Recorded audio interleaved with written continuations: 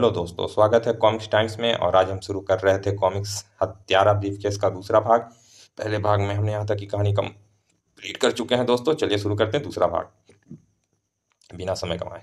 Inspector चौंक उठा। Briefcase यह दूसरा ब्रीफकेस है जो 2 घंटे के अंदर छीना गया है। मारे गए मैं तो। इंस्पेक्टर ने बारी बारी से सबका बयान लिया, फिर राजा के निकट जा खड़ा हुआ। तुम्हारे ब्रीफकेस का रंग क्या था? काला। तुम शायद भूल रहे हो बेटे, ब्रीफकेस सलेटी रंग का था। आए हाँ हाँ, सलेटी था। साइज क्या था? साइज तो मैंने कभी चेक नहीं किया। 16 बाई 11 का होगा और 3-4 इंच मोटा होगा। ब्रीफकेस के अंदर क्या था? कितनी रकम?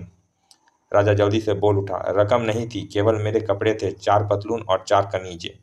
क्या? 16 बाई 11 के ब्रीफकेस में इतने कपड़े नहीं समा सकते? ठीक से बताओ। क्या? क्या बताऊं? उसमें कपड़े ही थे और उसकी चाबी इसके पास नहीं थी। यह घबरा रहा है, जरूर कुछ गड़बड़ है। बस स्टैंड से ब्रीफकेस उड़ाने वाला एक युवक ही था, कहीं यह वही तो नहीं है? तुम्हें हमारे साथ पुलिस स्टेशन चलना होगा। क्यों? मैंने क्या अपराध किया है? मैं नहीं जाऊंगा, कहकर उसने दरवाजे की ओर भागना चाहा, लेकिन इंस्पेक्टर चिल्लाया, पकड़ो उसे। सिपाहियों ने उसे काबू में कर लिया। तुम कोई ऊंची चीज लगते हो प्यारे। पुलिस स्टेशन पहुंचकर तुम्हारी अच्छी खबर लेनी ली जाएगी। राजा ने जब देखा कि वह फंस गया है तो उसने बिल्ला को भी लपेट लिया। इंस्पेक्टर साहब, इसे भी लेकर चलिए, यह भी मुझसे ब्रीफकेस छीनना चाहता था। क्या बकते हैं बे? लेकिन इंस्पेक्टर ने राजा की शिकायत मान ली। तुम भी पुलिस स्टेशन चलोगे? अपनी सफाई वहीं चलकर देना। ठीक है जी। पुलिस स्टेशन में तुम दोनों यहीं बैठो, मैं अभी थोड़ी देर में आकर तुमसे बात करूंगा। इंस्पेक्टर कमरे से बाहर निकला। दोनों का ख्याल रखना। Yes sir. एक दूसरे सिपाही को इंस्पेक्टर ने आदेश दिया, तुम जाकर मिस्टर रंजीत कुमार को बुलाकर लाओ, उस लड़के की शिनाख्त करनी है। Okay sir. शराब खाना लूटने वाले लुटेरे ने कुछ दूर जाकर गाड़ी बदल ली थी।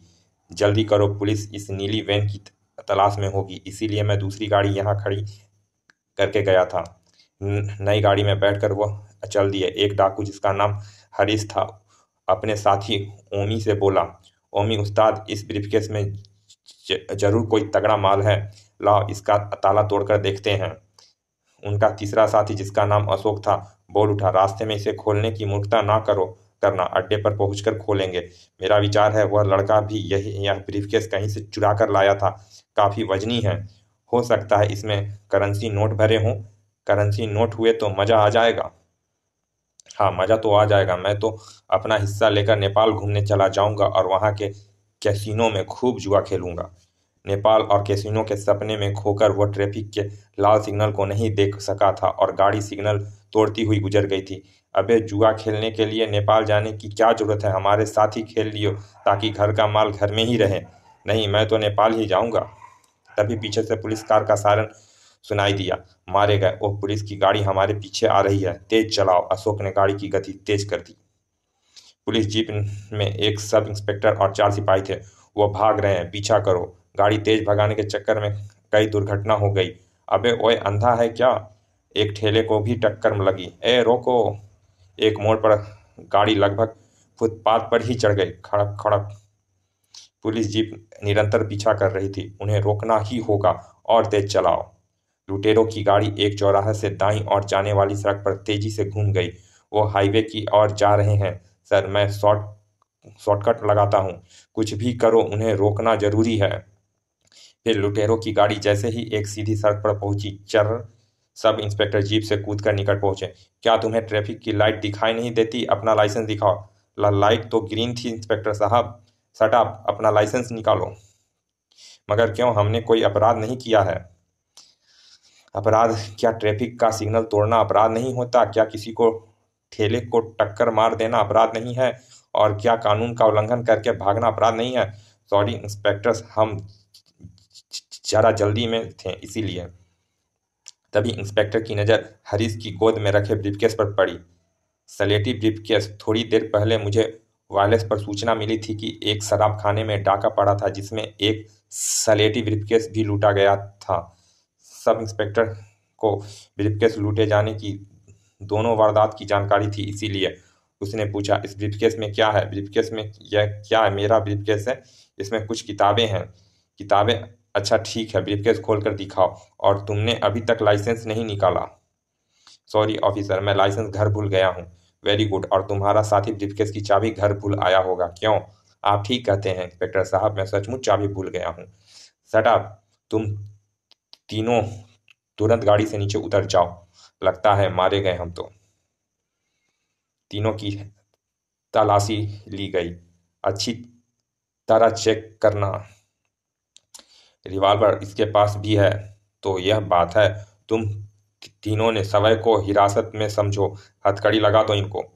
बम फटने में अब 45 मिनट शेष थे। कुछ ही देर में तीनों को पुलिस स्टेशन पहुंचा दिया गया। ब्रीफकेस को देखते ही बिल्ला बोल उठा, यह वही ब्रीफकेस है। बम फटने में अब केवल आधा घंटा शेष था। बैठ जाओ तुम तीनों। सबसे पहले मैं इस ब्रीफकेस का मामला हल करना चाहता हूँ। यह मेरा ब्रीफकेस नहीं है, राजा ने घबरा कर झूठ बोला। अभी पता चल जाएगा। मैं इसे खोलता हूँ। अगर इसमें से 4 पतलून और 4 कमीज बरामद हुई तो यह तुम्हारा है, और अगर इसमें से कुछ किताबें बरामद होती है तो यह तुम्हारा है। लेकिन अगर इसमें से कुछ कागज और एक पत्रिका बरामद होती है तो फिर यह एक शरीफ आदमी का ब्रीफकेस है। कहकर उसने ब्रीफकेस खोलने की कोशिश की, मगर भी सफलता ना मिली। तभी एक सिपाही भीतर आया। आपका फोन है सर, आता हूँ। उधर रंजीत कुमार अपने कमरे में परेशानी से टहल रहा था। बम फटने में केवल 25 मिनट शेष है। पता नहीं ब्रीफकेस इस समय कहाँ होगा, किसके पास होगा, और बम फटने के बाद पता नहीं क्या होगा। तभी दरवाजे की घंटी बजी तो उसने जाकर देखा।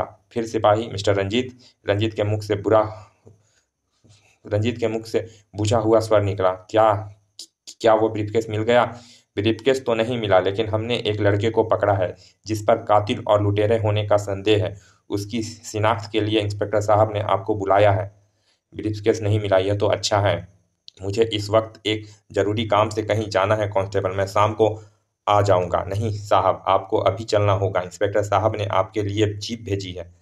अगर मैं जाने से इनकार करता हूं तो यह मुझे जबरदस्ती भी ले जा सकता है, अतः मुझे चले ही जाना चाहिए। ब्रीफकेस अभी बरामद नहीं हुआ है, इसीलिए वहां कोई खतरा नहीं है। क्या सोच रहे हैं आप? जल्दी चलिए।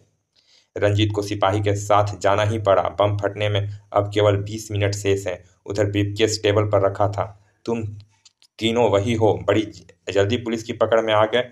चुप बैठ बे। जो तू समझ रहा है हम वो नहीं है। कमाल है, अब कोई भी इस ब्रीफकेस पर अपना दावा नहीं कर रहा है। यह छोकरा भी कहता है कि यह ब्रीफकेस इसका नहीं है, जबकि मैंने यही ब्रीफकेस इसके पास देखा था। तुम अपना मुंह बंद नहीं रख सकते? हाँ, तुम चुप बैठे रहो। रंजीत जिस पुलिस जीप में आ रहा था वह ट्रैफिक में फंस गई थी। रंजीत परेशान था। ट्रैफिक को भी अभी जाम होना था। केवल 10 मिनट रह गए हैं, यानी जिस वक्त कहीं भी वो बम फटेगा उस वक्त मैं पुलिस स्टेशन में रहूंगा। ट्रैफिक धीरे धीरे खिसक रहा था। अगर बम फटने की सूचना तुरंत ही पुलिस स्टेशन पहुंच गई तो मुश्किल हो जाएगी। आखिर ट्रैफिक खुल गया और जीप खुली सड़क पर दौड़ने लगी। बम फटने में अब केवल 7 मिनट शेष हैं। जब जीप पुलिस स्टेशन के सामने रुकी तो बम फटने में केवल 5 मिनट शेष थे। वह इंस्पेक्टर के कमरे में पहुंचे। पुलिस इंस्पेक्टर किसी से फोन पर बातें कर रहा था। ठीक है, हम फोर्स भेज देंगे। मिस्टर रंजीत आ गए हैं सर। ओह मिस्टर रंजीत, आपको एक बार फिर कष्ट देना पड़ा, इसके लिए हमें खेद है। कोई बात नहीं इंस्पेक्टर, लेकिन मैं जल्दी वापस जाना चाहता हूँ। कांस्टेबल, मिस्टर रंजीत को रूम नंबर 7 में पहुंचा दो। मैं 2 मिनट में वहां आता हूँ। आइए।